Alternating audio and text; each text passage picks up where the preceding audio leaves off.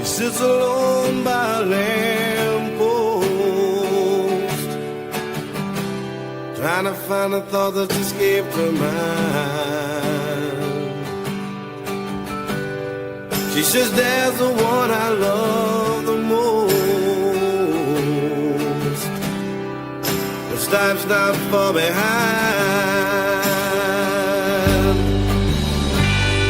She never lets me in, only tells me where she's been when she's had too much to drink. I say that I don't care, I just run my hands through her dark hair. Then I pray to God, you gotta help me fly away and just let her cry. If the tears fall down like rain, let her sing. If it eases all her pain, let her go. Let her walk right out on me. And if the sun comes up tomorrow, let her be. Let her be.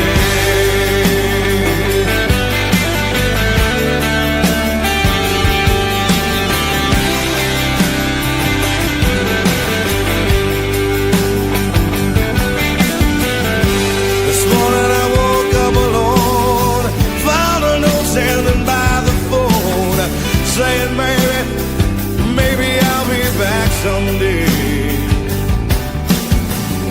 I wanted to look for you. You walked in, I didn't know just what I should do. So I sat back down and had a beer and felt sorry for myself, saying, let her cry. If the tears fall down like rain, let her sing. If it eases all her pain, let her go. Let her walk right out on me. And if the sun comes up tomorrow, let her be. Let her be.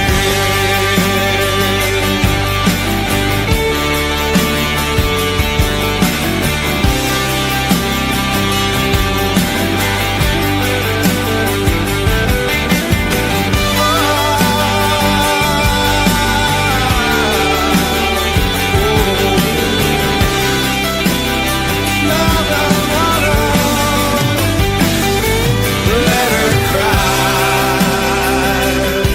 If the tears fall down like rain, let her sing. If it eases all her pain, let her go. Let her walk right out on me. And if the sun comes up tomorrow, let her be.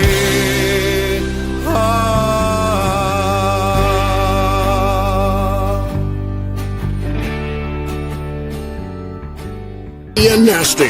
Host Randy Chevrier and Sheldon Napastia guides you through great stories that spark great conversations. Two really big guys talking a big game.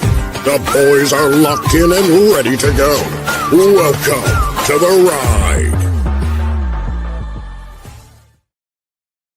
Welcome to the welcome to the ride, episode 101, and some big news across the country this weekend. Randy Chevrier, Ryder Green, there it is. The Grey Cup, won by your Saskatchewan Rough Riders. and who did they defeat? Chevy's Montreal Alouettes. Well, I mean, they are the team I grew up cheering for, the Montreal Alouettes, but I never actually played for them. In fact, I probably am the most recent Rough Rider in this whole group here. Yeah, Just that's saying. true. That's true. Except, you know, they did spell my name wrong on my last game of my illustrious 17-year career. See, that's a Rider thing though. Like when I first signed with the Riders, we had three spellings for my name. There was Napaschuk, one with a UIK, one with, I don't know, they slipped in another consonant before one of the vowels. And Coach Danny Barrett always called me Napastak. Sheldon Napastak. Yeah. But well, we're going to get into it, so yeah, it was a big weekend in Canada, and I don't know what the numbers are. Trey's going to let us know. Todd Kozak already throwing in the slurs towards those darn French, but that's okay. That's okay. Todd's got the Western perspective, which is great. I do think that it fuels the rivalry, and we'll talk a little bit about the fuel, the fire. There was a lot going on the weekend. There was a lot, both CFL, NFL, political action. We've got it all for you today on the ride with Chevy and Nasty. I'm Chevy. He's Nasty. We're brought to you each week by Performance Freight Management, We Drone Real Estate Media, and YYC Business. And listen up, guys. We talked about it last week. Before we get into the show, we're going to do our friend Daryl McAvena a big favor. We want to plug the Men Unplugged event that's happening tomorrow night, Wednesday, the 19th of November, 2025 at the Cochrane Ranch House. Come support Performance Freight Management. Come listen to Daryl McAvena. So I had made a post on social media, and I want to make sure that I correct this. Daryl is speaking at two events this week. He's doing this one, the Men Unplugged, and then he's doing another one on Friday. At Men Unplugged, he's going to talk about being the first professional bull rider in Canada, maybe North America, to wear a helmet and face guard. Now, you got to understand, when Daryl was riding bulls professionally, this was basically the NHL when goaltenders didn't wear masks, when hockey players didn't wear helmets. We're talking about football players not wearing guardian caps. And when you're the first, not the early adopters, not like, right now with those guardian caps, there's a couple of guys that wear them. The guy in Montreal on the weekend, if you watch the Grey Cup, Rambo, he couldn't keep his guardian cap on. But when you're the first, it's got to be a bit of a daunting affair, because especially in the world of rodeo, a real macho man's man sport, just like hockey players are proud of the amount of teeth they lose, bull riders are probably proud of the amount of bones in their face they break when they smash the back of a bull. So Daryl's going to talk about that experience, and there's a lot more going on at that Men Unplugged. If you can't get a ticket, let me know. Reach out to me on social media, wherever, most of you guys follow me anyways. And we could hook you up with Daryl. Maybe we could even get Daryl's email up there, because I believe the Eventbrite is closed, but you can get tickets for the event. So go support Daryl. Go support Men's Health. It's International Men's Day tomorrow. I wish I could be there, but Sheldon, I will be getting a very early sleep because I have a very early wake up, because on Thursday I'm heading to Mexico. And I can't believe this. Before we get into the Riders Talk, before we get into the poem, Sheldon, so tomorrow night after work, I have to drive up to Red Deer, grab Brittany, and drive her back. And the reason for that is because we've been using her car for the last 2 months, because my son's car, the engine died. So, and she got a newer vehicle. And so we've been using her old vehicle. So I got to drive it back. Anyways, I've got to drive up and back to Red Deer. The point being is this is the earliest I've ever been completely packed for a trip. Like, it feels weird, really, to have closed my last bag 2 nights before going to the airport. And like, I'm usually scrambling the last second to throw stuff in my bag, because I'm like, oh, I forgot this. Oh, I forgot this. I made a list on ChatGTP. I should show you the list. I have it here. But anyways, I made a list on ChatGTP. I even put my own picture on. I'm going to see if I can pull it up here, because I think it's actually pretty cool. And I made sure that, look at this. Look at this handsome fellow. Can you see this? Can you see that? Look at that handsome fellow. Yeah. There you go. Chevy's packing list. It's me. Come on. Oh, there you go. So anyhow, I made a packing list, and I packed like yesterday and into tonight, and I zipped up my last bag, Sheldon, and it feels weird. Like, whenever I went for road trips on football, I was like throwing crap in my bag the last second. Oh, I forgot my toothbrush. Oh, I forgot this. The last time I went to Mexico, Sheldon, I forgot my complete toiletry bag. I didn't have glasses. I didn't have contact lens. I had to take the chicken bus, or the cartel bus, as I call it, to Playa del Carmen to go find a place to buy contact lenses, because I couldn't see. Oh, wow. Oh, you didn't have contact lenses. I had 2 in my eyes, and I had to get 2 spoons from the kitchen to reuse the same disposable contact lenses for 2 days until I could take a bus into Playa del Carmen. I had no toothbrush. I had nothing. I had to buy it all, which was like, at the airport, you buy a little travel pack. It's like 50. Yeah. Have you ever been packed so early for a trip that you don't know what to do with yourself? Because that's where I feel right now. I've never taken that step of responsibility like, to be honest with you, if we're flying out, if the plane leaves at 6, I'm up at 4, and I'm throwing the last of the items in. Then I'll have my couple nice dress outfits for dinners, but my wife will have those all packed away, and then I'm just grabbing, a few swimsuits, some underwear. I'm not wearing socks when I'm down there. Maybe a pair just to be safe. No, I'm like I'm your total guy at things like this. So I'm actually pretty proud of you that you even managed to pull that off. Like, I'd like to be that guy. I'd like to say one time, and I've said it to myself before, this time I'm going to be totally prepared. I'm going to have everything ready to go. It's going to be stress-free, but that never happens. I will say this, though. Here's one place I can relate. If you've ever run out of toilet paper in your house, I mean, even if you don't have any on the floor, I think that's similar to what happens when you go down there and you don't have your contacts, your solutions, your cases. Like, it takes that one bad event that just changes everything for you. You'll never make that mistake again. And so 100%, I've never been burnt on that, but I have run out of toilet paper. And right now we have like, we stashed toilet paper before COVID made stashing toilet paper cool. Wait, we're going off on a tangent now. First of all, Kozak, I don't know if I'm going live from Mexico. I haven't seen my girlfriend in 2 weeks. The last people I might be thinking about at 11:30 at night Mexico time is Chevy and Nasty and Trey or Cozy. I might maybe if I'm laying in bed, I might tune into the ride, but I don't know if I'll be able to go live to the ride. Now, Sheldon, you said something. Now, we talked about packing and forgetting things, and I'm feeling pretty settled. Tomorrow, I'm sure I'll have a little bit of butterflies when I get back from Red Deer at about 10 o'clock at night, thinking, okay, I got to get everything in before I go. But I want to know about this toilet paper thing. Like, you run out of toilet paper, you got nothing to wipe with. Now, wait. Do you pull up your pants and run somewhere to get toilet paper knowing you haven't done the wipe? Or do you keep your pants by your ankles and do the funny shuffle throughout the house screaming for toilet paper? I need to know. So I don't want to picture it, but I need to know. Yeah. There's a couple of occasions. Last time was when the kids were young. And so you've got an automatic remote control, right? It takes a few minutes to come down and get it. They had to run upstairs, find it in an upstairs bathroom and save the day. But there was another time where there's the awkward walk straight to the shower. And like a giant bidet, right? Like you do what you got to do. When times are hard, you got to come up with solutions. Nobody's going to fix it for you, Chev. You got to figure it out yourself. Cozy's a damn savage. We don't need he's savage. You use your hand and shake some hands. I bet Rubio has some kind of sanitized way to wipe his butt without toilet paper. But the show is going off the rails, but I do want to point people out that Rubio had a great show tonight. I didn't get a chance to listen too much, but Rubio, if you haven't had a chance to tune into the Rubio Method, he does a fantastic job. I love listening to Rubio. Especially when I'm in the car with my son Kyle, we always laugh because he thinks everything's stupid, and Kyle loves when Rubio goes on a rant. I kind of love it too. Rubio loves the bidet and he thinks it's glorious, fantastic. You also could listen to AC Sports Live. I know Rubio plugs us and AC Sports every night, so I want to make sure people know that AC Sports actually goes on kind of at the same time as us. It's kind of a shame, but if you tune into our buddy AC Sports, he's out of LA. He's a big Philadelphia Eagles fan. He's a Dodgers fan. Forgive the man.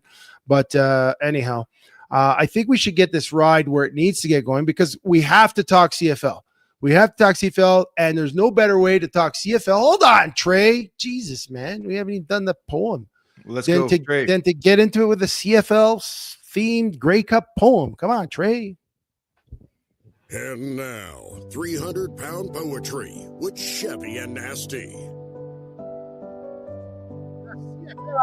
Season just ended with no, that's wrong. I'll start over. Where there's 300-pound poetry, there's 300-pound rhymes. The ride with Chevy and Nasty, 300-pound good times. The CFL season just ended with a cup hoisted high. The Green Riders victorious. Lots of Sasky fans did cry.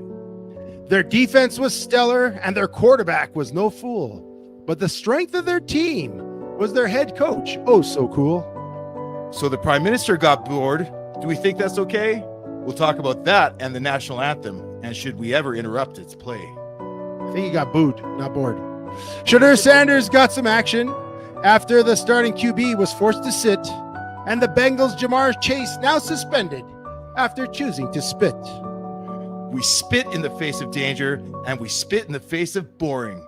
But if you fall asleep during this ride, you best not be snoring. Yeah, we were pretty good. I you know what? I scroll up on my iPad. I have it on notes, and I had the wrong stanza lined up. And you said that the Prime Minister got bored. Do you think he was bored with the Grey Cup? No. Well, he didn't attend the game, but yeah, Didn't we'll he talk about attend that the later. I meant to say boo. I read that in my head. I heard myself say booing. So, Well, he did I'm get sure you're booed. right. He did get booed during the national anthem, much like I was going to say Governor Trump, Prime Minister Trump, President Trump a few weeks ago at the Commanders game. So we'll talk a little bit about that. You know, is it appropriate to boo our leaders, whether you like him or not, whether you hate him or not? Is it appropriate to boo and disrespect the highest public office in your land? I don't know. And it kind of leads into what you mentioned in the poem, the national anthem. We'll talk a little bit about that stuff. But the Grey Cup, Sheldon, the what number Grey Cup was that? The 112. 112. I keep mixing 112th. It would have been nice if it lined up with our 112th episode, but it didn't. Big expectations going into the game. The Riders defeated the BC Lions, the surging BC Lions, at last second touchdown. 11 seconds left to punch their ticket into the Grey Cup. The Alouettes were the underdog going into Hamilton and defeated the red hot Bo Levi Mitchell, who I still think should have been the MOP of the league. Red hot Hamilton Tiger Cats went in there and beat them to punch their ticket to the Grey Cup. But there were some questions going into the game. And the big question going into the game was the health of the Montreal Alouettes quarterback, Davis Alexander. Did I say that right? Davis Alexander? Yeah. And I mean, let's just talk about the game itself, Sheldon. Did the game live up to the hype? I mean, a Grey Cup is a big event in Canada. Everyone gets, I get up for it. Did you and your family get up for the Grey Cup? Yeah, we absolutely did. It was I mean, it was nice because they've moved it up a couple of weeks, right? It wasn't one of those later games. Like right now in Calgary, we're snowing. You don't know what you're going to get once you get past November 15th, right? Yeah. So I thought the weather was great. In terms of the game itself, you know what? It was not an instant classic. It wasn't like the last couple of years where you saw the unexpected happen, the unlikely happen. This was just, for me, this was just a good football game. This was a Saskatchewan Roughrider team that was first in the West for a reason. Consistent, wise quarterback, doesn't make too many mistakes. An amazing ground game led by AJ Ouellette, and the outstanding offensive line that's managed to stay healthy through the last half of the year. So from my standpoint, and also too, it's a little bit different when you're watching as a fan. Like some years I watched that game and I love the drama. This year, for me, just being up 2 scores was drama enough because you keep thinking that something's going to go wrong. And there's a lot of times that it almost did. Well, and you got to think the Montreal Alouettes, the last 2 Grey Cups they won, or the last 2 games, I think it was the last 2 games they won, or last Grey Cup they won, they were down in the third quarter. The last couple of games they've won in the playoffs, they've always been down in the third quarter and they've come back to win. And you just thought that they have that magic. If anyone had that magic, it's the Montreal Alouettes led by Jason Moss. But unfortunately, opposite of what you said, like you mentioned, Trevor Harris stayed healthy. AJ Ouellette was ridiculous. I mean, he got some big chunk yardage. He was knocking off some big yards. And then Samuel Emulus, Montreal native, 10 for 10 on receptions, over 100 yards. He was I believe he was the Canadian of the game. Canadian, MVP, yeah. And then after that, I mean, that defense, the Rider defense came up big. They stopped the goal, they caused a turnover on the goal line, which could have been the deciding factor in the game. And it was the deciding factor in the game because on 1st and goal, you've played defense in the CFL. I've played defense in the CFL. 90% of the time, that's a first down or a touchdown. Yeah. And in this instance, Shea Patterson stretched a little too far, went a little too out for it, and they knocked the Riders knocked the ball out and they got it back. And not only did they get it back, they got a touchback. Was it a touchback? So they got the ball way out on the 35-yard line. Totally. Totally. Like if he fumbles it on the 1, the Riders get it on the 1 and they got to crawl their way out. It was it was almost like the play that fate laid for them. Fumbled, touchback, get the ball in the 35 and just march their way down the field. But when you look for a Riders fan, I mean, that was unbelievable. It was so exciting, but it's such a lame way to secure the victory. I mean, I don't think. I guess you could look at this. This is why the Riders have a guy like Tommy Stevens, or the Blue Bombers have a guy like Strevler. There are big quarterbacks in this league that take pride in that role, take it seriously, and are just about perfect at it. And I'm not saying, I feel bad for Patterson. That he's not known for his fumbles or anything like that, but I think it just shows you almost need a guy like that to execute, because it wasn't just in those situations. It's your 3rd and 2s from the 40-yard line. Just that confidence you have when you got a player like that. So that was it. But, and you know what? I'll just say, it was also not really Shea Patterson's fault too. He did get the ball hit into by his own player, and then it hit Ryder's helmet too. But it's not really his fault. Yeah. But that's the situation. Ball security is the number one thing in that situation. Do anything you want, but don't lose the ball, Trey. That's I don't care if the ball if your head gets stuck up your offensive lineman's ass, hold on to the ball. That's the number one thing. But I do know that 10 out of 10, Jason Moss makes that same call, because the one thing about Jason Moss, he's consistent. He trusts his players. But if I look at what did Montreal in, a lot worked for them. Like Tyson Philpott was the Tyson Philpott we saw.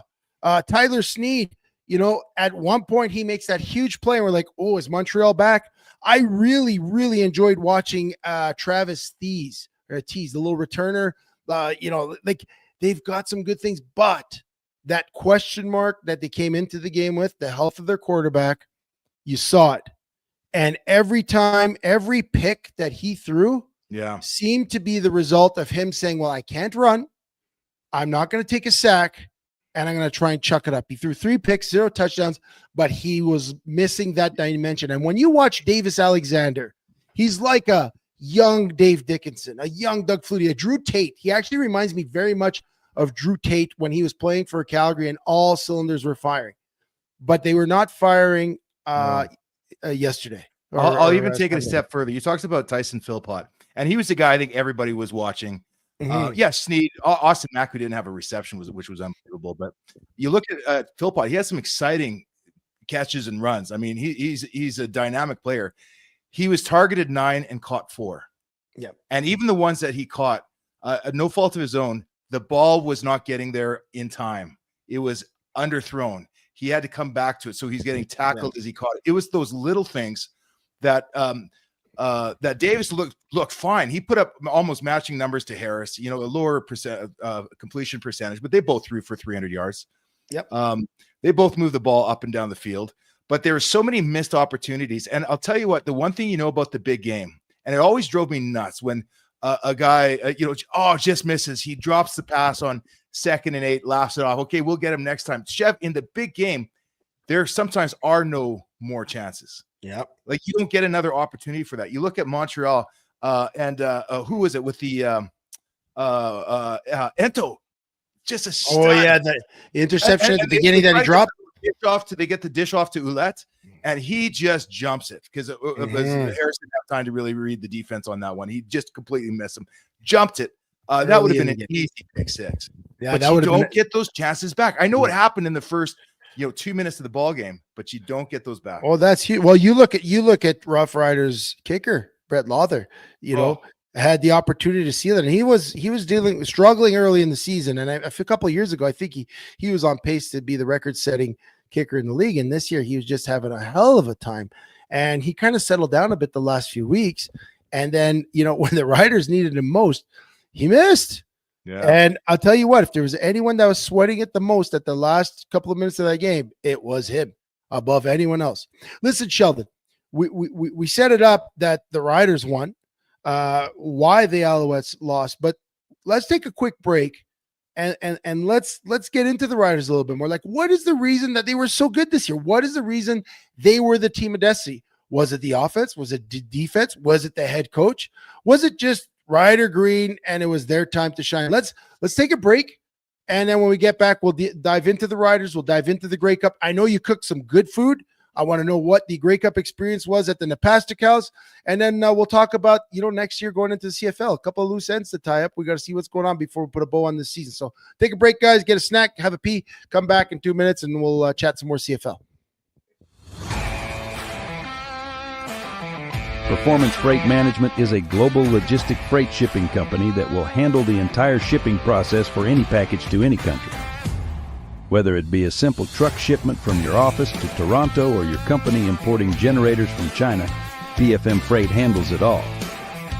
We have the expertise and technology to handle any shipping requirements. Skip the guesswork and let us take the shipping pain off your plate.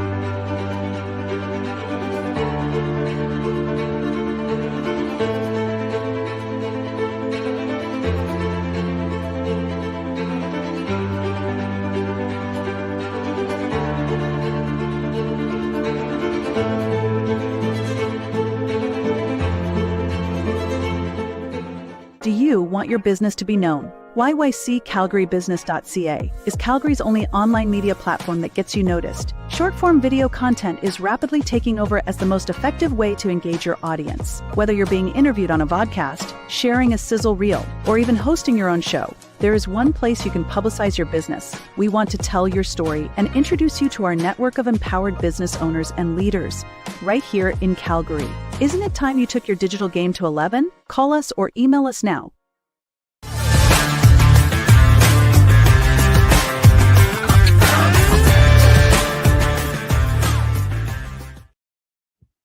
Welcome back to The Ride. I'm Chevy, he's Nasty, and we're produced by the wonderful Trey Smith, brought to you each week by Performance Freight Management, We Drone Real Estate Media, and YYC Business. I'm telling you, I should work out before the show every time, Sheldon. I am so pumped up. I had a great quick workout downstairs in the Diamonds gym, and I'm really excited. There's a lot of people here, so thanks, guys, for showing up. Jamin, Todd Cozy, I think Bruno's here. Rob Evans. Want to say hi to Ernie and Diane Regis because congratulations, first of all, joining us from Saskatchewan all the time. And I know you always thank them for joining us, but I want to make sure they know that I'm very appreciative of them joining us all the time. And Ernie and Diane, congratulations to you guys. I'm sure you're faithful Rider fans. And that's one thing. I joke that I played 3 games for the Riders, but I never felt more welcome in a community than I did when I joined the Riders for 3 games in 2016, the last 3 games of my career. And I'm glad that I had that opportunity. I got to close out Mosaic Stadium. Darian Durant was the quarterback. I got to play with Rob Bagg, some great riders. Chris Best was there. And I tell you what, it was a great experience. And, I know we always joke about the Grey Cup rings, but I have the Grey Cup rings. But that is only part of the story. Like being in Canadian football and being like, I had the opportunity to do a touchdown Atlantic. To do something special like that doesn't come around every day. And any guy that played, that's special. But I got to play for the Edmonton Eskimos and walk down those hollowed halls where, they won the 5 in a row with Warren Moon. And back when it was meaningful, right? Like that was, hopefully it gets back to that again. And play with Ricky. But just those 3 games in Regina, not being the enemy for once. Because again, for years, I was the enemy. I loved going to Regina. I loved that atmosphere. But having the experience of the Rider fans on your side, even though we were terrible, like we were terrible that year, they love the players. They love their team. And I wish I had an opportunity. In fact, a year later, I was supposed to go back to play for the Riders because Jorgen Hoos, their long snapper, good buddy of mine, congrats, Jorgen, he was in the NFL and was maybe going to go stay down there, and they needed the long snapper. I was going to go back, and I was really excited to maybe play one more year for the Riders. Because, gosh, it's a special place. And for those fans, I can't believe that the Riders have only won 5 Grey Cups. I don't understand that. Explain that to me, Sheldon. It's a small market team. It's hard to get. Sometimes it's hard to get free agents to go there. But that's why what they're doing right now was the same thing when they went on that run in the mid 2000s. They've got strong management. Jeremy O'Day, who I thought might have been in trouble just 3-4 years ago, has done a remarkable job of staying the course, picking good talent. For me, the best thing that the Riders have done, the best decision that they've made was to go out there and to take a chance on young head coach Corey Mace. Yeah. I mean, you played with a guy. He's always been special. Guys that played with him in the NFL, Marshawn Lynch talks highly about him. He's just one of those guys who's the complete package. He gets it. He thinks in real time. He knows the game, but he's also likable and trustable. You liked him as a teammate and as a player. You trust him as a coach, and you just see that demeanor. No matter what's happening, up or down, you feel the guy's got your back, and he makes good calls, or they seem to work for him. They absolutely do. One of the major decisions one of the major turning points in that game for me was the Riders. I think it was 3rd and goal from the 3, and he trusts him to go for the touchdown. And it was disappointing. You know, they've got the camera down the side down the goal line. Nice play by a defender, breaks it up, goes to commercial, comes back, he challenges it, and he was right. Like he was the only guy I think that saw it in the stadium. Yeah. That or he had some good people up above to see that right hand reached around and held him up. He's just always thinking. He is a defensive lineman that played the game hard, but he is thinking and he sees the game. Well, I appreciate that you mentioned that, because going back to playing with Corey Mace, I remember when he came to the locker room, and he was the Wyoming product from I believe it was North Vancouver, BC. Went to Wyoming and then went to the Buffalo Bills, and he came with a lot of hype, you know, like, but you know how it is. Remember when you played in Saskatchewan and then all of a sudden they bring in a guy, or in Calgary, and you're like, oh, how's this guy going to be? Man, he was the coolest dude ever. When Corey Mace walks in a room, you can't help but smile. Corey Mace was just that guy. He didn't try to be everyone's friend, but just everyone loved him. He had that energy. He's a great dude. I can't say, like, and I'm not blowing smoke up his butt because now he's the Grey Cup winning coach. I would have said this yesterday about him. In fact, going into the Grey Cup, the hardest thing for me to do was to pick a side, because one, head coach on one team, good buddy of mine, Jason Moss, head coach on the other team, Corey Mace, who's one of the best guys I know. Both of them are great guys. If one of them was an ass, it would have been easy to pull against them, but they're such good dudes. And Corey Mace, you know, I got to play a lot of years with him, and his leadership style was evident very early. First of all, you walk in the locker room, you got that NFL pedigree. He didn't flaunt it, but he used it, if you know what I mean. Like he didn't come in and be like, oh, I'm there. We've had Canadian guys that go to the NFL and come back, and they're wearing that as their badge. He didn't wear it as his badge, but he used his experience to help guys. And I remember early on helping a guy, like, if you remember the name Brian Bulkey. Brian Bulkey wound up having a pretty good career in the CFL. He had some concussion trouble, but Corey Mace was the guy that mentored Bulkey, and then he went off to, I believe it was Hamilton and then Toronto. He helped with Charleston Hughes, even though Charleston Hughes was well established. And then you talk about his relationship with Micah Johnson. Micah Johnson was also in the Calgary Stampeders locker room with me. And this guy was a converted linebacker who is now a force of nature on the defensive line and has been so for 12 years running now. He's been in the CFL 12 or 13 years. And his friendship with his head coach started in Calgary. And you could tell that Corey Mace was destined. You know what? I'm not going to lie. Like, I'm surprised that he made the climb so quickly to head coach. Especially as a defensive coach, because you don't see that very often. Especially as a defensive lineman. Now, you look at what happened with Devon Claybrooks. Devon Claybrooks was a great defensive line with the Stampeders, put in his time. And then he had a great run as a defensive coordinator with the Stamps. I think when they went to the 2 Grey Cups, I think they won 1, lost 1, or won 1, lost 2 from 16 to 19 there. And Devon Claybrooks was a defense. And then he got his shot as a head coach. Got his shot as a head coach with BC Lions and didn't even last the season. And with Corey Mace, he went to Toronto. Do you know what I think that was? I'm going to jump ahead of you on the same reason when he came from the NFL to the CFL. He didn't wear it as a badge, but he wore it. What that means, folks, is like when you got that guy in the locker room, he's the real deal, and you knew why he was down there. Yeah. And he's not minimizing his experience here. He's taking the same approach. That's why he's good. Yeah. That's why he's able to go to defensive coach. That's why he's able to go to defensive coordinator. And that's why he's able to go to head coach. Each time he just took the move in stride without changing who he was.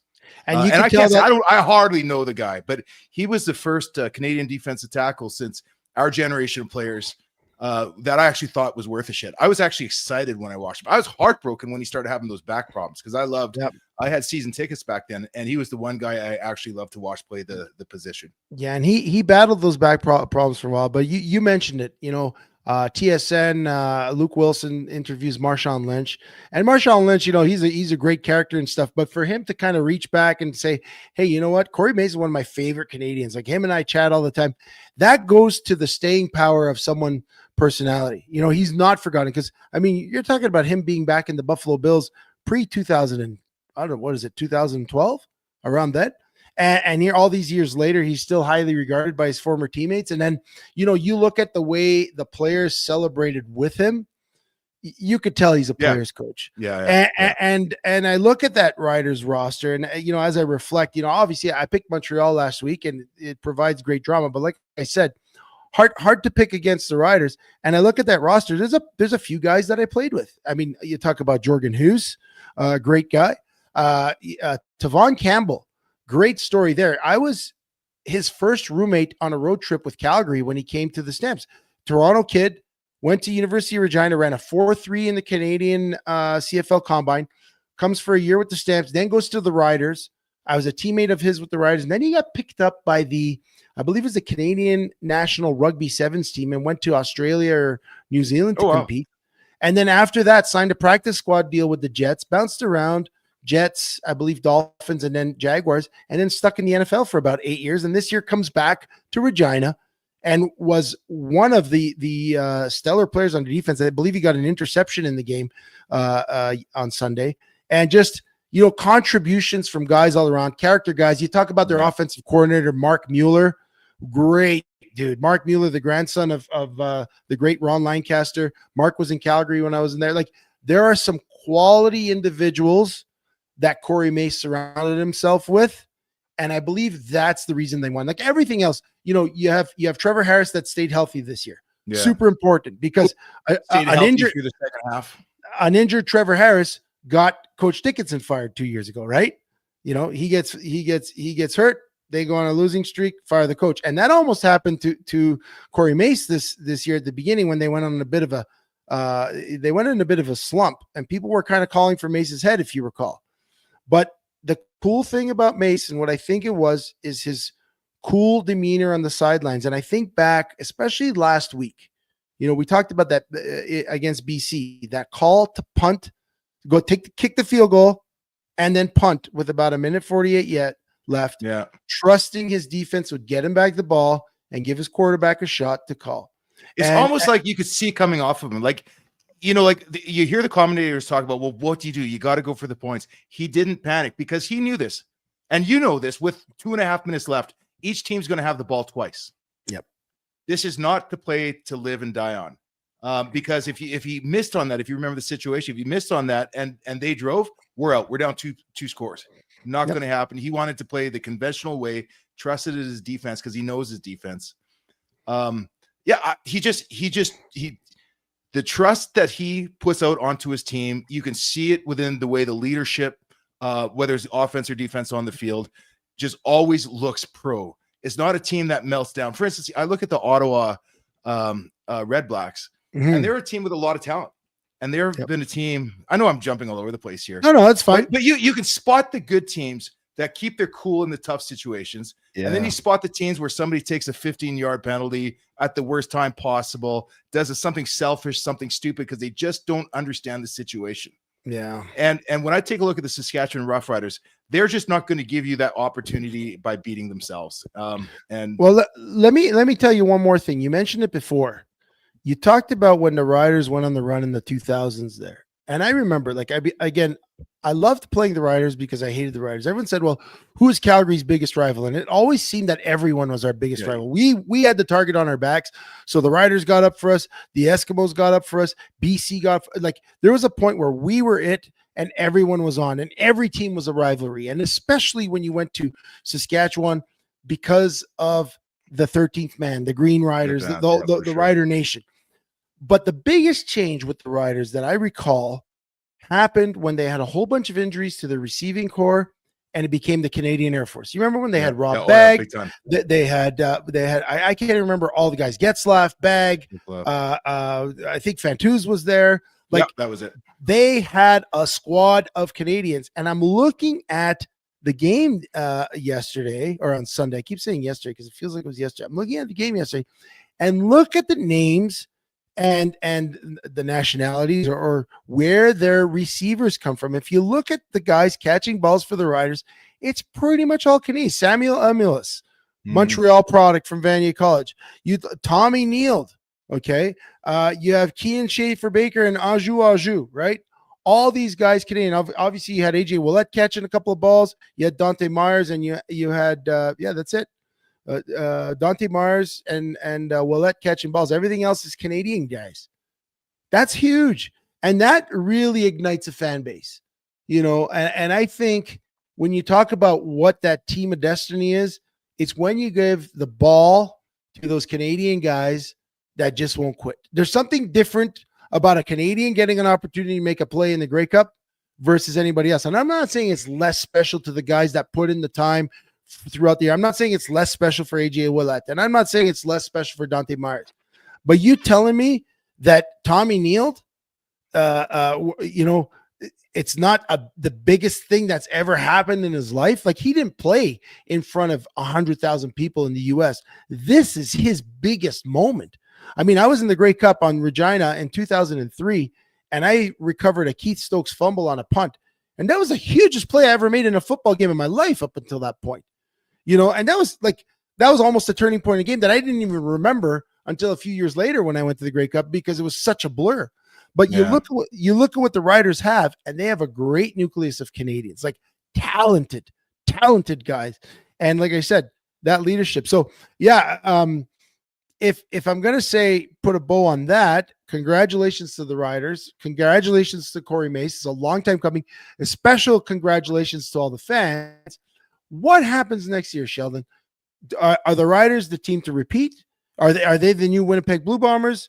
Does someone else come up? BC Lions came on strong. There's a coaching vacancy in Toronto. Does Toronto pickpocket Mark Mueller and say, hey, listen, this guy's in his early 30s, but shoot, we better snap him up now because he knows what's going on? Because it seems like that Huffnagel, Dickinson, Wally Bono coaching tree, it produces a lot of head coaches. You look at Corey Mace, you look at Ryan Dinwiddie, Dave Dickinson, Mark Killam. Yeah. These are all on the Huffnagel coaching tree, and there's an opening in Toronto with a really good quarterback, and you got a really good offensive coordinator that might be available right now. What do you see happening for next year in the CFL?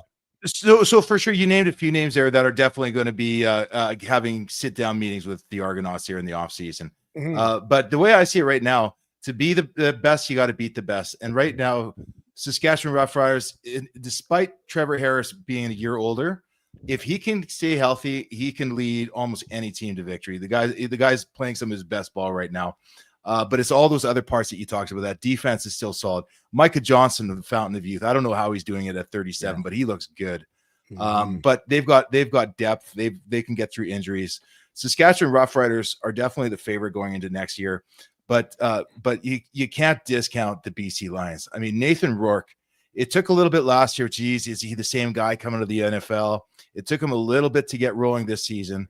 But right now, when you see him dialed in with McInnes and McInnes isn't even their leading receiver, the other guy they've got there, he's just dangerous. He's the leading receiver in the CFL. And the Lions, I mean, they didn't win that many games. But they sure put up a lot of yards and a lot of points, and Nathan Rourke just continue to get better. Like, I'll tell you what, right now, like, if you look at how close the Riders, the Western final was, you can't tell me that if BC didn't find a way to win that game, that they couldn't have gone out there and beat the Montreal Alouettes. In fact, they know they can. So that's going to be a team that's really disappointed going into this offseason, and I think is going to come back really hungry. If they can keep their core intact, they scare me. Yeah. What about Hamilton Tiger Cats? I tried to get an answer out of Bo Levi Mitchell whether he's retiring or not, and it looks like he's going to take some time to make a decision. But geez, like, in my opinion, if you're Bo Levi Mitchell, that was like one of your best seasons ever that didn't produce a victory. And I'm of the opinion, you get to play football for a living, for the money he makes doing what he does. You come back if you're Bo, or do you call it a career? He's got to come back, Chev, because he hasn't. The one thing he hasn't done is he hasn't proved me. He hasn't changed my opinion. Oh, so he's got to change your opinion. I think well, let's put it this way. It's not about me. It's that he came out as the most prolific starter as a rookie, as a young quarterback that is any quarterback in CFL history. Mm-hmm. He set every record there. He won a bunch of Grey Cups. He was on track for just legendary status, which he is a legend and a for sure Hall of Famer. Mm-hmm. Then the shoulder injury, and then he became, I don't know, somehow he just became a little more detached from the game. I didn't like the way he approached the game. I didn't like that smug attitude when I didn't feel he was giving everything. Right now and I felt that way the last 3-4 years, but now he is getting close. I would like to see him prove me wrong. I would like to see him climb that tower like Henry Burris did all those years ago, like Trevor Harris did this season. I am willing to see the good side of Bo Levi. I want to see him lead a team, not just because he's got a good coach or a good offensive coordinator, or I want to see it where I actually believe that he does more than just throw lots of balls up in the air. Right? Well, I want to see him truly lead that team. Do you remember we had Jeff Garcia on a couple of years ago? That was a pretty awesome interview. I forgot about that one in our 100th episode, but he talked about Bo Levi Mitchell getting back to the basics, getting back to that love of football, the grit, putting in that effort. And I saw that from him this year. I saw it last year. I remember when they went into Labor Day and they beat Chad Kelly in the Labor Day game, and people were like, oh, shoot. I remember when it was like, oh, Bo Levi's back. And he might not be back for this year, but this year, after a year later, a year and a half later, again, I still think he's the MOP of the league with what he did. During the season, for me, better than Rourke. I like Rourke. I love what he did. Obviously, there's an edge there because he's a Canadian quarterback and there's a little bit of extra points there. I get it. But what Bo Levi Mitchell did was pretty spectacular. I hope he comes back. What would you say to Bo if you came on the show? If I was able to get him on the show? Because, I mean, you were never his biggest fan. What would you tell him? Would you say, hey, Bo, I wasn't your fan, but I want you to turn it on? Yeah, you know what? If I wouldn't really say anything. I would want to talk about leadership styles, and I want to find out what is, because you just said Nathan Rourke. He outperformed Nathan Rourke. I don't think he did. I think Bo Levi threw some nice deep balls. I think he's a good deep ball thrower when he's on. Whereas I think Nathan Rourke is blood and guts and will give his soul to win the game for his team.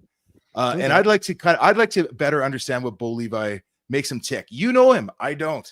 Yeah. Well, speaking of blood and guts, Montreal Alouettes, disappointing finish. Their quarterback, I think, if their quarterback was healthy in this game, they give Saskatchewan a run for their money. I still think Saskatchewan comes out on top, but they got a good one in this Davis Alexander. Would you agree? I mean, this was his first loss as a starter. I mean, tough loss when you're injured. And you saw his hamstring act up really at the end when he ran for that first down when out of bounds. But that being said, this is the quarterback of the future, right? Like there's no turning back. They got to be. This is going to be the franchise, the face of the CFL coming out of the East for years to come. So I have no worries about Montreal. They're going to have to retool a couple positions, but Phil Potts still at his best. You Sneed, Mac, Dequoy on defense. They've got talent all over the place. The one that's going to be interesting for me, in a positive note, is the Ottawa Redblacks. In that, now that they've got Ryan Dinwiddie, what is he going to be capable of doing with that team? Like I've watched Dustin Crum, the other guy, over the last couple of years. They're talented young quarterbacks that just the same thing. They don't feel like they're playing professional football. They're calling plays. Yeah, Drew Brown got hurt. Drew Brown, and they've been hurt on and off, but they both performed well. I loved Bob Dice as a coordinator, and I loved the way he treated his players as a head coach. But I don't think he was the answer. He got the job, remember, as the interim midway through the season and just never relinquished the role. He did a nice job. But I am very curious to see what Dinwiddie is going to be capable of pulling off there in Ottawa, because I think he's an amazing organizer. He gets the guys focused, and I think he sets the standard very high for the level he wants his team to play at. And I think they've got some players that can do it. Yeah, no, I agree. Rounding out some of the other teams, I mean, the Stampeders are always going to be competitive. They've got a great quarterback. If he could stay healthy, that's the big if. I mean, he took that shot against Montreal in this season. I really think that changed the trajectory of their season. They got a great running back, a great O-line. They can run the ball, and that's tough to do in the CFL. And they have a 1,000-yard rusher, the leading rusher. If Vernon Adams can stay healthy, get back a couple of those big receivers. What's his name? Malik Henry. Was it Malik Henry? Yeah, 2 years in a row he gets hurt, and he may not be back. But they got some good talent in Calgary, but it's always the strength of the quarterback. And the one I'm really curious for me is to see how Edmonton comes out the gates next year, because I mean they were hamstrung by the decision to start Trey Ford. That was a GM decision that was based on the public outcry from the year before. They had to satisfy and scratch that itch for the fans. The fans now all see that Trey Ford was not the answer that they were looking for. Cody Fajardo, I believe, is the real deal. He's got a lot of good tread on those tires, and I think that Edmonton is going to be a lot better than they were this year. Will they be in the top 2 or 3? I don't know, but the West is going to be I think the West is going to be tighter than the East. I don't think we just completely ignored Winnipeg with O'Shea coming back there this year. So it's going to be a tough road. Edmonton's going to improve. It's going to be a tough road for them. Okay, Sheldon, what everybody wants to know, we talked about CFL, and again, I don't want to go through it anymore, but we're closing the chapter on the CFL season. We'll talk about it next segment. You want to take a break because we're save it for the next segment, or do you want to do it right now? Well, I want to do it right now, and then we'll go on to the rest and we'll close it out. I want to know, Grey Cup is a big deal for me. I get my boys to come over. One of my sons invited his girlfriend. I just want to create an atmosphere that my kids want to be there. And, I ordered pizzas. I cooked some ribs. These are ribs out of the box. So nothing fancy, but it was a great atmosphere. I did find my kids disengaged. Like, they're not as big CFL fans as I am, considering they grew up in the locker rooms. They're more NFL guys, but they sat around, they watched the game, and we enjoyed the experience. But the food is a big part of it. We had lots of food. Definitely. But I know you do a big spread when it's a big deal. So what was cooking at Nasty's Kitchen? This year I kept it simple. I went with the good old chili. You got the picture from it too. Yeah, with that crumpled up sesame seed bun. No, I kept it simple this year. My wife was making spaghetti sauce for the kids, and I was like, I don't want Grey Cup spaghetti. So I just took it, and I just, all I did is just douse it with a bunch of garlic powder and some chipotle chili powder, and just season it up, some taco seasoning, because I like that Tex-Mex kind of taste, and it was so delicious. So I only made a small batch, but my kids had it. They're like, Dad, that's freaking good. So my son came home today. He says, hey, do you think you can mix some more of that chili? I want that for school. And then my other son comes home and says, what about chili cheese dogs, Dad? I don't think I've ever had a chili cheese dog. So what did we make tonight? Fresh batch of chili cheese dogs. I wanted more time to discuss it because I want to know, like we talked about with egg salad sandwiches, things like that. There's a lot of ways to do a chili cheese dog. Well, we could start in that segment. Well, we'll come in the next segment talking about chili cheese dogs. I've never had one either, so I'm curious to see what people do. But if you look on the right there, for those of you listening on Spotify and Apple Podcasts, we got Sheldon's. It almost looks like a sloppy Joe there, and it was weird because when you texted that picture, Sheldon, I actually thought that text came in from Trey. I was like, what a weirdo. He took the meat out of his bun. That's what I think I even texted. Oh, I was wondering what you're saying. Oh, I thought it was Trey because Trey was flaunting that he went to In-N-Out Burger. And you could see that on the right there. So Trey's showing his really healthy order of fries with a couple of burgers there. But Trey was in Arizona this week, and I think he's still there chilling in the sun. And he had the In-N-Out Burger for the Grey Cup. So we had ribs on my end, ribs and pizza. In-N-Out Burger for Trey, and then Sheldon. I apologize. I thought it was a sloppy Joe I was looking at, but chili is always a great call in a football game. Chili is the best call. But why don't we take a break? We'll have a quick break. Remember, tomorrow night, guys, Cochrane Ranch House, Men Unplugged. Great job, Trey, on the switch there. November 19th, it's International Men's Day, 5 to 9 p.m. It's I think it's $22 to get in. Our good friend Daryl McAvina is going to be talking about his experience about being the first bull rider in Canada to wear a helmet, and sort of the mental health concerns, the bullying, the ridicule, the whispers, all that. and how it affected him. And then there's going to be some great panel discussions. That's tomorrow night. You can reach out to either me or Sheldon for tickets, and we'll get you in touch with Daryl, because I think that the link there is locked up. It promises to be a great night. So show up if you can. It's going to be good. I got a couple of people that already registered today. And again, for the rest of you following us here, tell a friend. They can follow us too at Chevy and Nasty, Facebook, Twitter, Instagram, Apple Podcasts, Amazon Music, Spotify, TikTok, all that stuff. We love hearing from you guys. I love reading the comments. Take a break so I could read some of your comments. And when we get back, the cheese dogs, studs and duds, and then we'll wrap this thing up. All right. Performance Freight Management is a global logistic freight shipping company that will handle the entire shipping process for any package to any country. Whether it be a simple truck shipment from your office to Toronto or your company importing generators from China, PFM Freight handles it all. We have the expertise and technology to handle any shipping requirements. Skip the guesswork and let us take the shipping pain off your plate.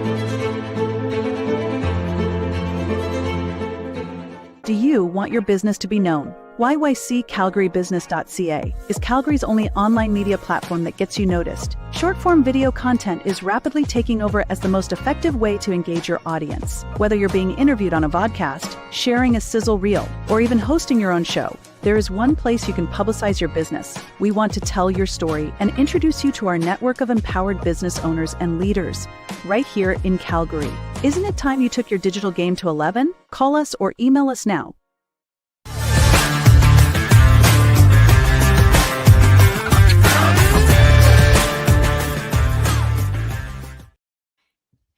Just jumping on the comments there with Cozy and Rubio. Rubio says that the Alouettes deserve to lose the Grey Cup based on their name alone. He didn't know that the Alouette is a French bird. It's a lark. It's a lark, and that's a bird. But the one thing I will say, Cozy said the Montreal got destroyed. I don't think they got destroyed. I wouldn't say it was destruction, but that, as I said in the comments, that goal line stand, that was the dagger. That was the dagger. And then the Mounties show up with the Grey Cup. They magically appear on the sideline, and the cameras pan to the Grey Cup, and the Mounties holding it. And when you're on that sideline, I'll tell you what, I've been on both sides of it. When you're winning, that last 3 minutes of the game, when the Grey Cup is there and you see it appear on the Jumbotron, is the slowest 3 minutes of your life. You're dying for those 3 minutes to tick off the clock. And when you're losing, that clock seems to be going so fast and you just want it to stop. It's such a crazy feeling. I've lost twice. I've won 3. I know I keep saying that, but I remember so vividly seeing the Grey Cup on the Jumbotron and then watching the clock crawl. And it's like, come on, we got to win this thing. We got to win this thing. And then when we were losing in Toronto and losing in 2002 versus Montreal Alouettes, when Pat Woodcock took a touchdown, a hitch for 100 yards, and then Jermaine Copeland returned an onside kick for a touchdown, the ensuing onside kick, and you're just like, oh my God, like we got nothing. Like we need more time. We need another quarter, please. And you don't get one. Yeah, that was that game could have gone either way. It was exciting. It wasn't one for the ages, but it was a good game, and it actually felt bad that it was hampered by a hamstring. But you know what? That's it's losing that game that fuels the passion for the next off season and the next season. And Montreal's not going anywhere. So not where do you want to go from here? Well, I want to talk about your chili cheese dogs. So you got your chili, and are there different ways to make a chili cheese dog? Yeah, dude, there's a lot of different things. It's all involves chili and cheese. Yeah. But Adric, my son, was asking, Dad, I want to make like the prototypical, like the most, embodiment of what chili cheese dogs meant to be. And I was like, geez, I I'm not sure I even know what that is. I mean, as a kid, I love him. We used to get him at Dairy Queen. You used to get him at Dairy Queen in Saskatchewan. When you ran the Mr. Tube Steak cart, did you serve chili? No, we didn't have chili. We didn't have chili. No, we didn't ever do that. But for me, it starts with a bun. Yeah. And it starts with the hot dog. And then there's a couple different strategies. So I even went as far as going on to Gemini and AI'd it to see what my options were. So the biggest thing you want is like most cases, like a runny cheese. And I had to go to ask AI, should I go with American cheese or should I go with Cheese Whiz? And it said you could do either. So we ended up doing both. So the way that you do it is you can lay down your bun, put down the wiener, and throw the cheese slice down while it's still hot. Cut it in half, right? So it goes the whole length of the wiener. Then you throw the chili over top. And then, maybe a few white onions or something just to give it a little bit of bites, and just let that chili meat melt the cheese because it's all about the runny cheese. Yeah. Or you can, do it the opposite way: the hot dog bun, the hot dog chili, and then put some Cheese Whiz on the top, and it kind of goofies in the hot chili. We actually did both. We went dog on top, then we went American cheese on one, Cheese Whiz on the other, onions. Put it in the broiler and broiled it for about 4 or 5 minutes. So you got a little bit of toastage on the top of the bun, melted the cheese all gooey, and that was the winner. That sounds good. You know what I would do, Sheldon? I would make it a chili cheese Quebecois. And what I would do is I would get the poutine cheese curd. Yep. Throw that on. Throw the chili on. Absolutely you can do that. Because I know Rubio's still listening and he loves the poutine. So I would get the cheese curd and how many chili dogs is acceptable? Well, during the course of a game or the course of a meal? So I had two tonight. And I would have had a third. I just didn't want to be like full on the show, right? Because there's a lot of meat on that sandwich there, Chev. Yeah, I could tell that me and Cozy don't agree on a lot, but when I see the multiple O's after I describe the chili cheese dog with the cheese curd and he's all in, I know we found our common ground, because that would be like spectacular. Now, could you throw with the chili, because the chili's got the kick and the bite? Could you throw something sweet? Like, could you throw a little sweet relish on it just to give it the opposite? Absolutely, you can. Like, you can do anything. You can throw if you want to be spiced up, little jalapenos. But according to AI, it says at a certain point, like there's a rule book coming out of the United States, like the Hot Dog Association of America states that no one over the age of 18 is allowed to put ketchup on a hot dog anymore. If you're in Chicago, it's just mustard. But there's other schools of thought that anything that is good to you is a conduit for deliciousness. And so I would say absolutely sweeten that up with a little bit of relish. I don't even mind the ketchup. I don't mind the ketchup. Rubio's asking about the ketchup. The ketchup could be good. I put ketchup on one of mine tonight, and I actually preferred it. My best one was, like I said, the cheese slice with ketchup. We'll probably use the French's ketchup, the Canadian one, because the Heinz. Ernie and Diane are calling it a night in Regina. Good night, guys. Thanks for joining us. I know it's extra late in Saskatchewan right now, but that's because they've been partying. They've been partying all weekend long. The Riders Green. They've been having a great time.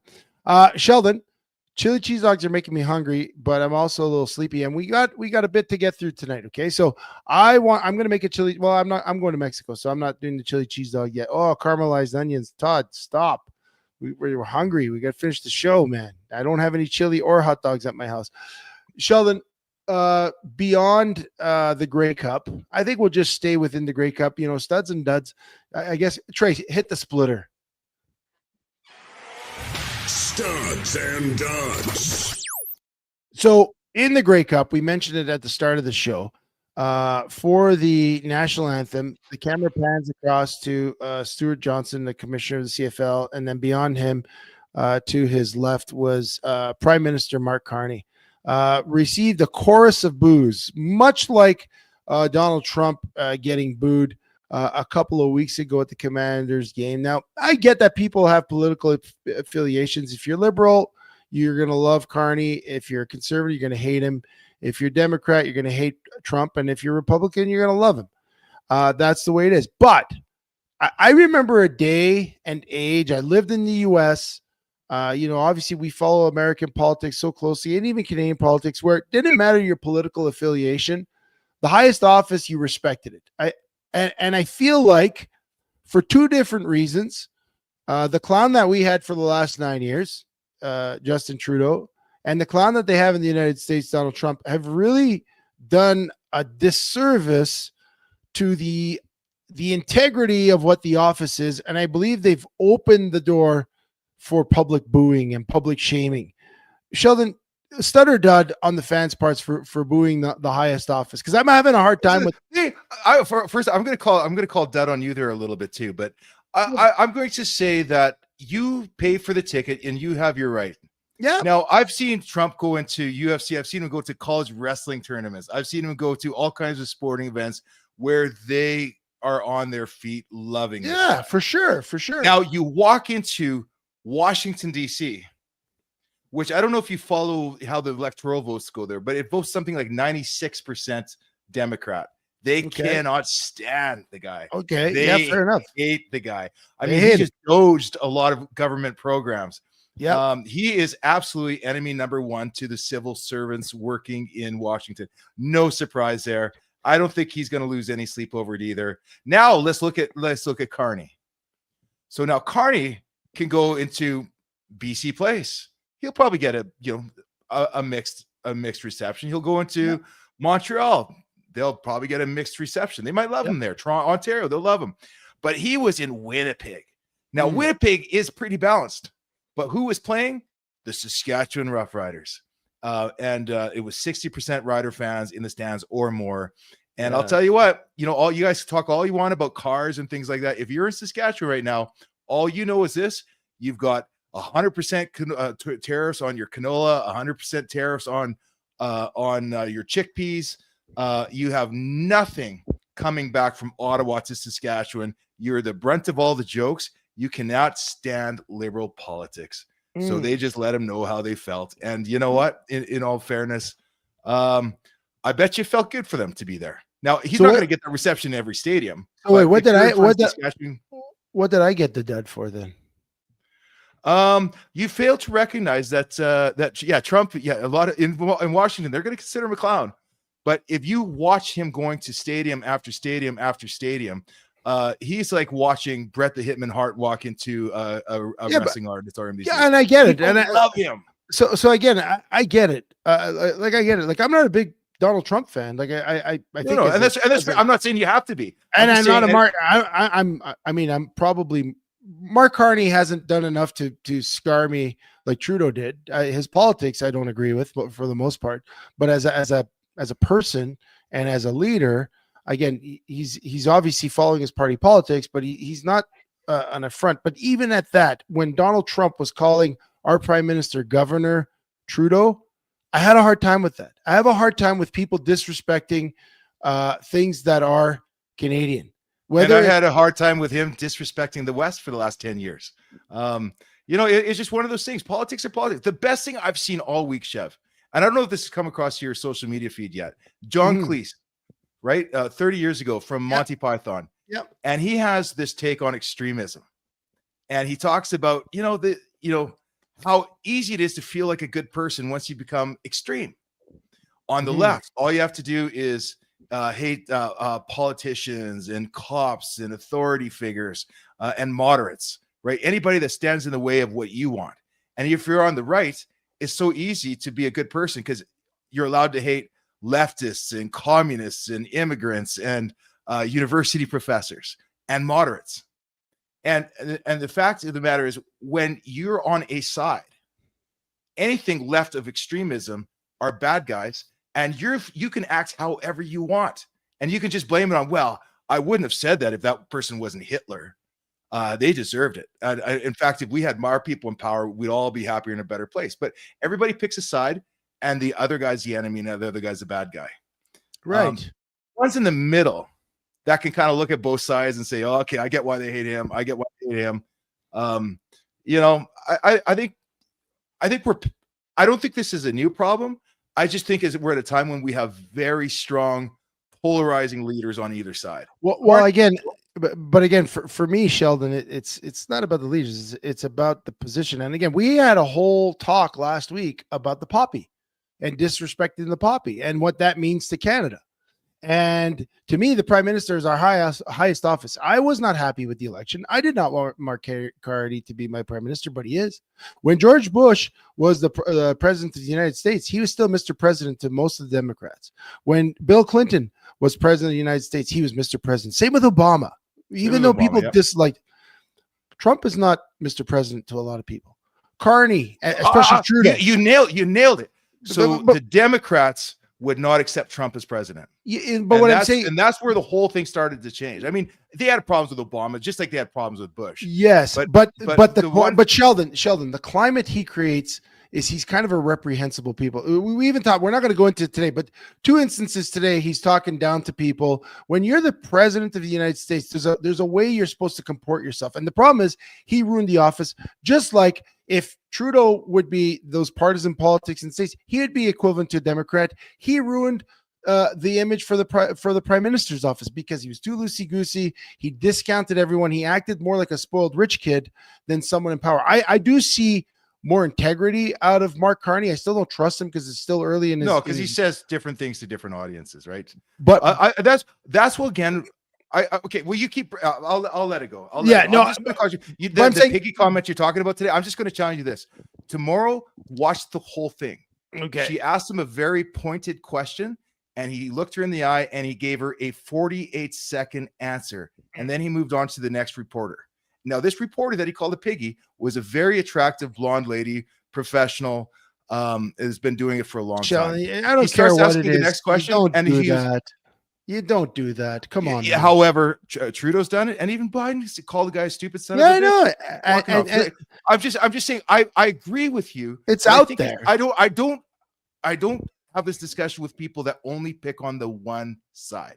But I'm not. I know it's just personal. I know it's just personal. Right? I'm not picking on the one side. Like I said, I don't think they should have booed Trump in DC. I don't think that should have happened. And I don't think Carney should have been booed. I don't think Trump should have called our prime minister the governor and all the ugly politics that's been going on for the last 10 years. I think it's ruined sort of people's perception. That's why people take pot shots at people. And you lead into what's going on now that you wanted to talk about the national anthem being turned off. Actually, you know what, Trey, before we get to the national anthem, I need you to play that clip for me. A very classic clip about a leader being booed. Do you have the Simpsons clip that I wanted to play? At some point, I thought it would come up. I thought Trey would. Smithies, are they booing me? No, they're saying Boo Earns. Boo Earns. Are you saying boo or Boo Earns? I was saying Boo Earns. Yeah. Well, I don't think either of the Washington Commander fans or the Saskatchewan Rough Rider fans were saying Boo Earns. No, they definitely weren't. But it's the same thing. When Henry Burris walked in that stadium, he got booed too.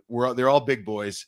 They can take it, and people are allowed to express their opinion because people are expressing their opinion on the streets these days with protests and counter protests and leading you to your next one, which is so in Ottawa, I guess Canada recognized Palestine as a state, as a country, and which I guess entitles a state or country to certain rights in certain cities that have national days commemorating. We're such a multicultural country that I guess I don't know if I agree with it because I know Calgary tried to pass a motion to ban it, but it's still kind of in the air. But yeah, I think when it becomes so heated to raise flags of different countries, I don't even know why we raise flags of other countries. Yes, Israel had their day and Palestine has their day and France has their day.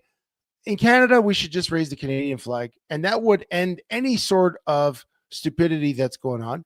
But because we have these flag days, and I guess certain cities like Calgary, I believe Winnipeg, Regina, Ottawa had flag days, there's some flag raising ceremonies. I believe November 15th was the Israeli flag, and then the 17th, which was yesterday, was the Palestinian Day.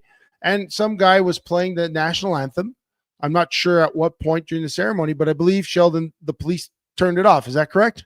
Yeah, I'm not sure if we have the video for it, but basically what was happening was that the flag day and the Palestinian flag was going up over Toronto City Hall. Yeah. Very polarizing for a number of levels. Israel, obviously a longtime ally. The whole Christian versus is a closer aligned, which we are a Christian country. We're came out of those roots, more closely aligned to obviously Jewish than to the Muslims. And I think a lot of people are just getting fatigued of both sides coming here, or no, I won't say both sides. I think it's mostly with the Palestinian side coming here and protesting and bringing those troubles to here, and people are getting a little bit tired of it. And the conflict spilled over. The conflict spilling over, which and a lot of people are getting a little tired of that. One thing to acknowledge is another thing to have it to the point where we're now raising flags of countries that many people in this country will have sympathy for. Many are going to feel that they're a terrorist group. Either way, they're very polarizing. So as the flag was going up, this group was playing the Canadian national anthem over loudspeakers just off the venue. Do we have the At video? which point, a police officer, we don't have the video, do we? At which point, a police officer comes along and asks them to shut it off. They won't shut it off. He walks up to the speaker and he physically turns it off. Now, my problem with that is this. Was the Canadian anthem being played out of patriotism, or was it being played as a protest to the Palestine's flag going up at City Hall? I'm sure it was a little bit of both, but a lot of it was just to say, we're not okay with this. We do not want the Palestine flag going up. We're going to sing "O Canada" instead. I think where people have a problem, and again, that fatigue of all of these protests going on, you cannot interfere with certain sides' protests, or at least it feels that way. You're seen as inciting it. And I think this was a case where it felt unfair to the Canadian citizens that, listen, we have to put up with their protests, but I get shut down the second I play "O Canada." Really? "O Canada," our national anthem? And from that point on, they all just sang it together. I don't know. It's just one of those things. For me, I am fine if Toronto says that they were going to raise the flag of another nation that's been hostile to Western interests, which they are. Fine. Let Toronto do that. That's what they do out there. But if you're going to let people protest, let these Canadians protest and sing the frickin' anthem. I like what Rubio said. Rubio's in the comments. It shouldn't matter why it was being played. It's the country's national anthem. You stand up, put your hand over your heart, and I talked about that last week. Yeah, there was probably some inciting, but you know what? I don't think it was a protest. The flag raising. There's two things. One, turning off the anthem. That's a dud move. And the problem is it wouldn't have happened in reverse. That's what I'm trying to say. Yeah, no, and I think it would have been handled with kid gloves, because it would look at as some sort of racism towards Palestinians or Israelis or whoever's blaring their national anthem while maybe the Canadian flag is being raised. And I think that's why when you do these flag raisings, what's going on now, again, our brand new mayor, Jeremy Farkas, he introduced a motion to end that. Like, he had to raise the Palestinian flag this week because it was recognized, because the policy was in place to allow for different countries to be. He's like, you know what? I don't want this anymore. And Canada, Alberta, Calgary, the only three flags that should fly over Calgary City Hall. Yeah, and when it causes civil unrest, and a place like a municipal building that's a public place where kids visit and people visit to see what the city is like, when it causes unrest and potential conflict zones, then the best way to do that is to say, you know what, have your day, enjoy your day, talk about it on social media, but we're not going to raise the flag. And I'm in favor of just keeping the Canadian flag. And that's a very conservative value. I'm a liberal guy. I respect it's not a Canadian value. It's just a smart value. Like what? Who picks the divisive issues? Yeah. Like I said, with judges, they should wear poppies, but don't wear the thin blue line, because some people say that's pro cop, and don't wear the Antifa or trans or just certain symbols. Stick to what the foundation of it is. For your city, it's your country, your province, your city, and maybe the nations that you're surrounded by. And don't boo your prime minister or president, even though you disagree with them. And like you got the right. We're still a free country. Listen, I disagree with both those guys, and I wouldn't boo them. I wouldn't boo them to their face, but you know what I'm saying? You wouldn't, and again, at the Grey Cup, I had the opportunity to shake hands with Prime Minister Paul Martin at the time. He wasn't a very popular prime minister. He wasn't there very long, but it was an honor to meet him as a prime minister. Now, Justin Trudeau, I met him in an elevator before he was the prime minister. I didn't like him then. I didn't like him all the way through. You shared a class with him once. Yeah, I didn't like it, but you know what I would say? I would say nothing at all. And that's what I was taught. If you have nothing nice to say, don't say anything at all. And that's how I Unless would it's deal. about Trump. No, I wouldn't boo him. I would just not say anything. I wouldn't say, yeah. I would just be like, okay, he's here. Let's I'd move on. support you. I'd support you if you did. Yeah, no, nothing nice to say. Don't say anything at all. And that would still respect the office. Sheldon, a couple more items on studs and duds. This weekend in the NFL, Shadur Sanders gets his not start because he didn't get to start, but was it Dylan Gabriel, the starting quarterback, gets a concussion. He played. Sanders gets to play. Didn't have a really stellar showing, but got to play. I think this week maybe he'll be a bit better because he'll have a full week of practice. Hopefully he gets an opportunity. I want to see him succeed. I want to see this kid succeed. I'm tired of everyone hating on him and them holding him back. I mean, he was exciting in college. He was good. He paid his penance for, I don't know, being brash and arrogant. Give him a shot. But that being said, he goes home and his home was burglarized. $200,000 in stolen property. Like, insult to injury. Sheldon, give me your thoughts. My thoughts are, I thought we got rid of for the longest. That was a big thing when they had the organized South American gangs coming in, and they're like, a lot of this was organized crime. So they had the names of the places, they had the addresses. A lot of intel has to go into an operation like this. Yeah. We haven't seen this for a little while. I'm very curious if they're going to catch the guy. I'm sure there's cameras around the area. Oh yeah. I wonder if it was organized crime or if it was just some locals that just said, hey, we know where he is today. What do you think? Do you think it's organized crime or is this just opportunistic? Definitely targeted. I don't know if it's organized. For sure targeted. I know last year, if we talk about theft, don't you remember Patrick Mahomes' home was a bunch of guys? burglarized? There's a ton of cases of that. Yeah, it might be a copycat thing. I mean, people post their stuff on social media so much. These guys, like a guy like Shadur Sanders, he's not quiet, right? Maybe through AI, they can locate certain things in a picture. They can pinpoint and then say, well, listen, the guy's at the stadium for 5 hours. Might as well go rob his place. And it seems like it's paying off for these thieves. I don't know if the guy got caught that got Patrick Mahomes, but yeah, I think it's unfortunate for this kid. This poor guy's a rookie. We all know how his situation played out on draft day, and I don't care, whether you like him or don't like him, whether you were hoping that he never gets a shot again. There's a mental health component that we always talk about. Like when you strip away all the stuff, this is a kid that came out of college hoping for a shot to make his dream come true, and he fumbled and stumbled very publicly, and he's actually handled it pretty well. He's handled it pretty well. According to his teammates, seems to be a great kid, seems to be putting in his time. I think it's time for him to get a break. And this was definitely not the break he had hoped for. And like whatever you like or dislike about Deion Sanders, any dad can respect the fact and the emotion that would be involved when your son gets his chance to play in the big game.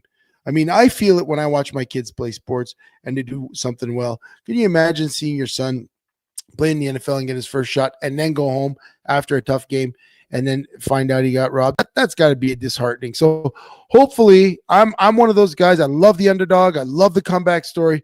I'm hoping this week that when he comes back to play, he has a breakout season to say like, wow, he is the guy that should have been a first round pick. Let's give him more, because if anybody is struggling for a hero, it's the Cleveland Browns. They've been terrible. But also, speaking on heists, I watched this documentary on Netflix called Stolen, the heist of the century.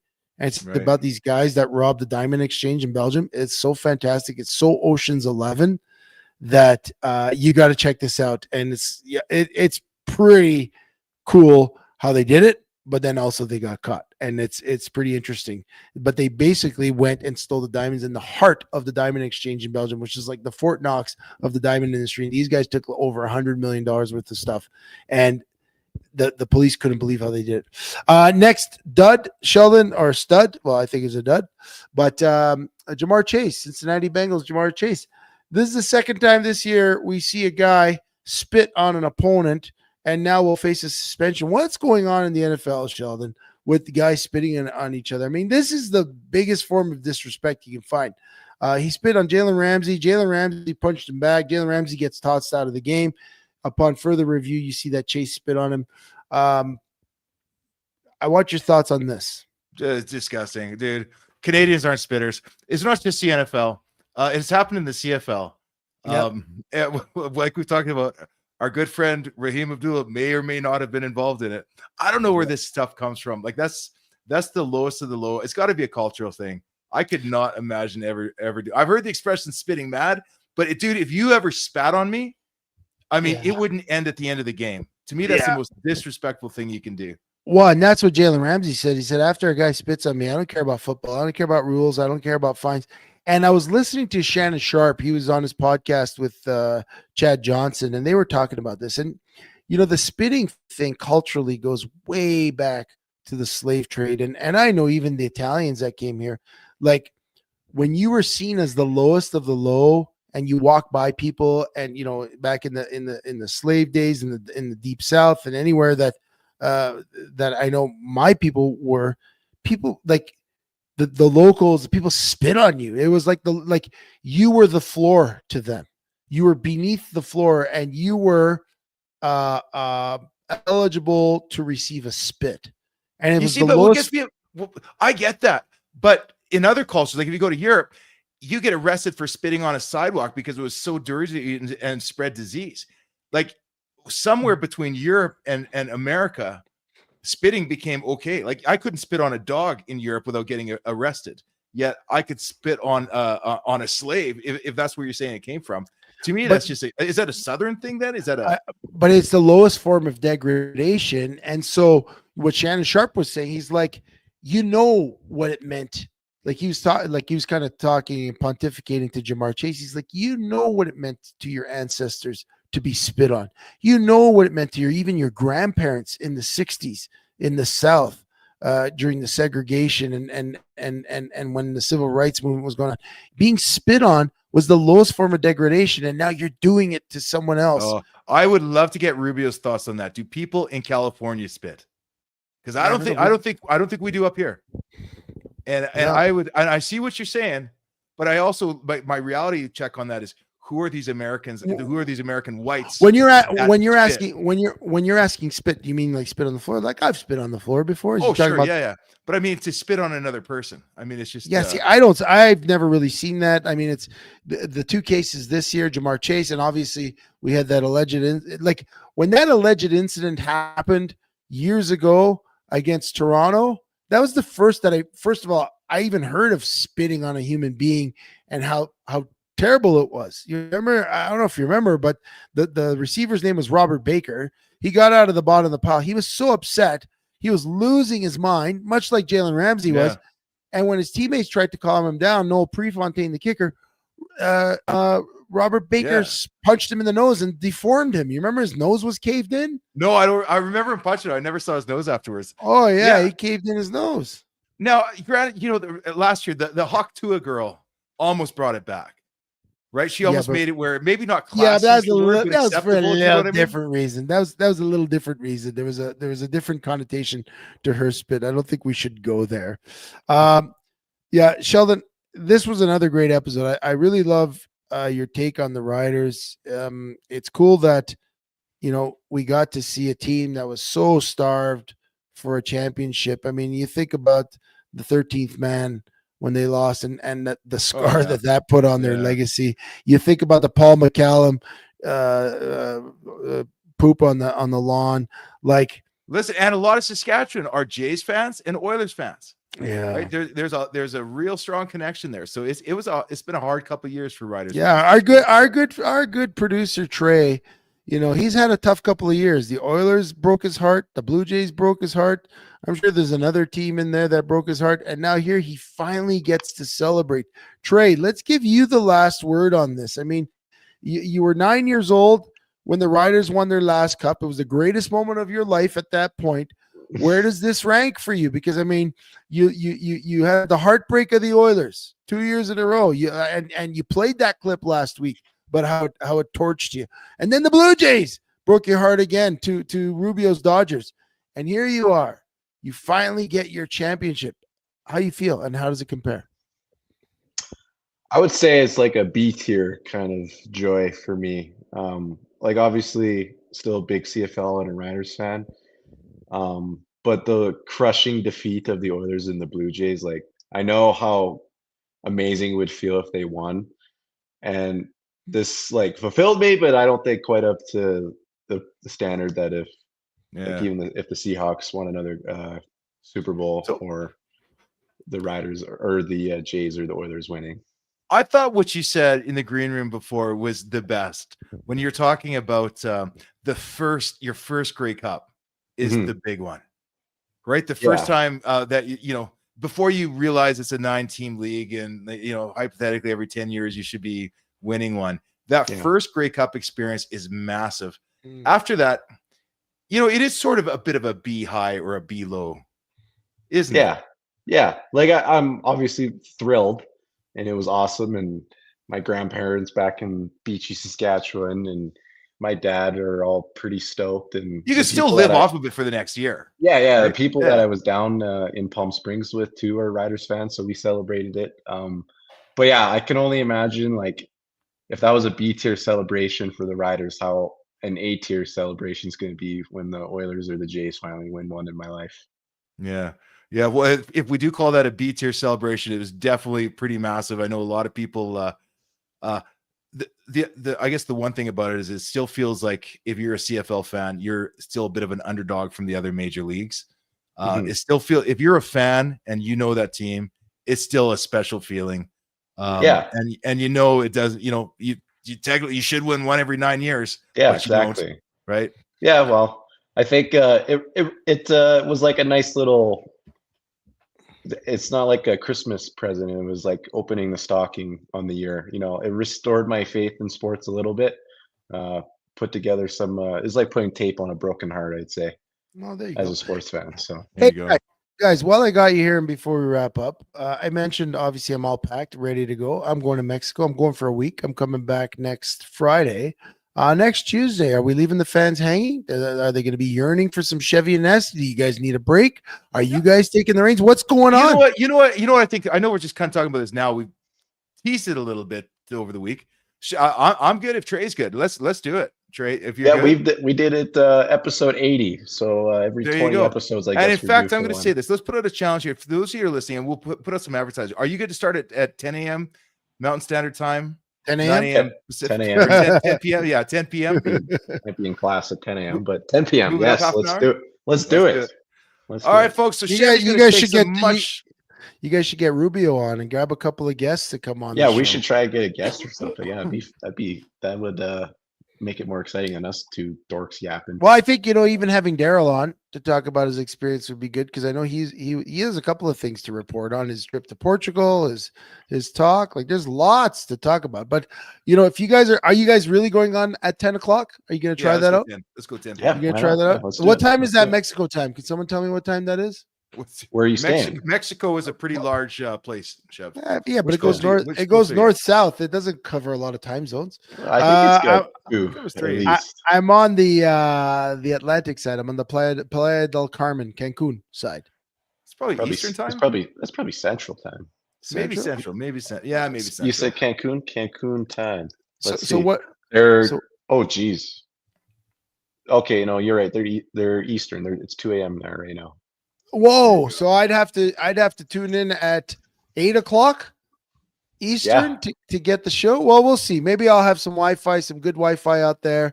I'll be wearing a sombrero, probably having a tequila. No, you'd have to tune in at midnight. Midnight. Oh shoot, maybe I will because Brittany will probably be asleep. She's an early sleeper. I might just sneak on the phone or the iPad. Do you think I can get it to StreamYard on the iPad, even if it's a little grainy? Like, would you guys be willing with the earbuds? Maybe I'll jump on. Sure. Yeah, I'm sure it'll be fine as long as you got some Wi-Fi.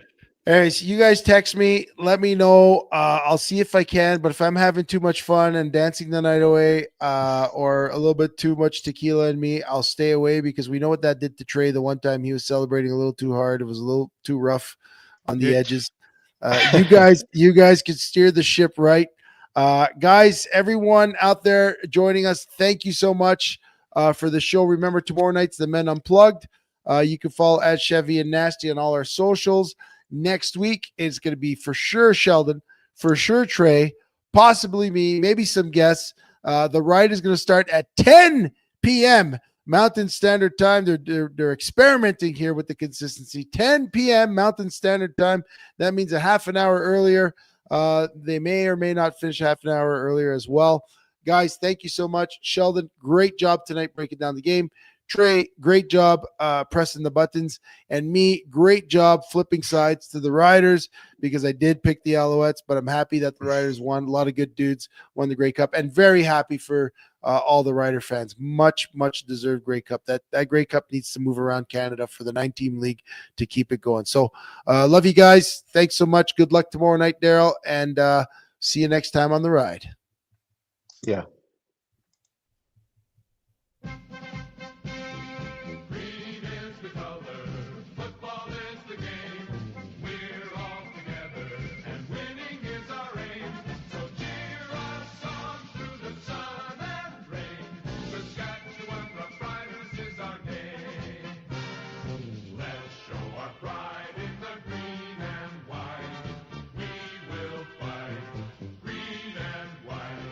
Sing